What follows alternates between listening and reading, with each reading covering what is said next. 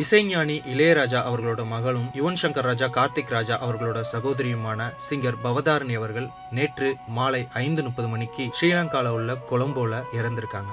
இந்த செய்தியை கேட்ட உடனே திரையுலகினர் மட்டும் இல்லாம பல்வேறு தர ரசிகர்களுக்கும் இது அதிர்ச்சியை உண்டாக்கியுள்ளது அப்படின்னு தான் சொல்லியாகணும். இவங்களுக்கு ரொம்ப நாளாவே கல்லீரல்ல கேன்சர் இருந்ததாகவும் அது 6 மாதத்துக்கு முன்னாடி தான் தெரிஞ்சதாகவும் அப்போவே சிகிச்சை எல்லாம் எடுத்துட்டு வந்திருக்காங்க. ஆனா இங்க இருக்க டாக்டர்ஸ்னால அதை குணப்படுத்த முடியல. ஏன் அப்படின்னா கேன்சரோட லாஸ்ட் ஸ்டேஜ்ல தான் இது இவங்களுக்கு தெரியவே வந்திருக்கு. அந்த சமயத்துல அட்மிட் பண்ணதுனால அவங்களால எதுவும் பண்ண முடியல. அதனாலதான் ஸ்ரீலங்கால உள்ள கொலம்போல உள்ள ஒரு ஹாஸ்பிட்டலுக்கு எடுத்துட்டு போயிருக்காங்க. பட் அங்கேயும் சிகிச்சை பலனின்றி நேற்று மாலை 5:30 மணி அளவுல இறந்திருக்காங்க. இந்த விஷயத்தை கேட்ட உடனே யுவன் சங்கர் ராஜா அவர்கள் உடனே ஸ்ரீலங்காவுக்கு கிளம்பி போயிருக்காங்க இன்னைக்கு காலையில. அந்த இடத்துல தன்னோட இறந்த அக்காவை யுவன் சங்கர் ராஜா பார்க்க போகும்போது அந்த நொடியில அவரோட அந்த முகத்தை பார்க்கும்போது நம்ம எல்லாருக்குமே மிகுந்த வேதனையை அளிக்கிறது அப்படின்னு தான் சொல்லி ஆகணும். தன்னோட இளம் வயதிலேயே தன்னோட அம்மாவான ஜீவா அவர்களை யுவன் சங்கர் ராஜா அவர்கள் இழந்துடுறாரு.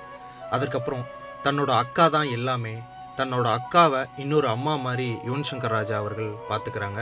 தன்னோட தம்பியான யுவன் சங்கர் ராஜா அவர்கள் தன்னோட பிள்ளையாவே பவதாரணி அவர்களும் பார்த்துட்டு வராங்க. இவங்க 2 பேருமே ரொம்பவே அந்யோன்யமா ரொம்பவே ஒற்றுமையா சிறு வயதுல இருந்தே இருந்துட்டு வராங்க. இதை நிறைய மேடைகள்லாம் நீங்க பார்த்துருப்பீங்க.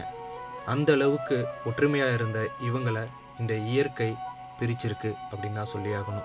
இசைஞானி இளையராஜா அவர்களை எல்லாருமே பார்த்துருப்பீங்க. எவ்வளவு கோவக்காரர், ஏன்பா இப்படி நடந்துக்கிறாரு அப்படின்ற மாதிரி நிறைய பேர் அவர் மேல விமர்சனம் வச்சுட்டு வராங்க. அப்பேற்பட்ட இளையராஜா அவர்கள் ஒருத்தரோட சொல்லுக்கு மட்டும்தான் கட்டுப்படுவாங்க அப்படின்ற மாதிரி எல்லாருமே சொல்லுவாங்க. அது வேற யாரும் இல்லை, பவதாரணி அவர்கள்.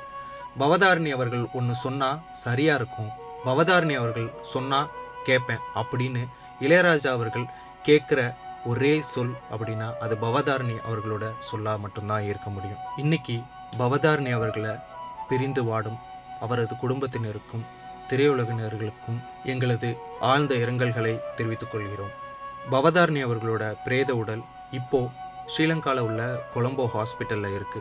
அந்த ஹாஸ்பிட்டல்ல இருந்து இன்று மாலை 4 மணி அளவில் சென்னை வந்தடையுது.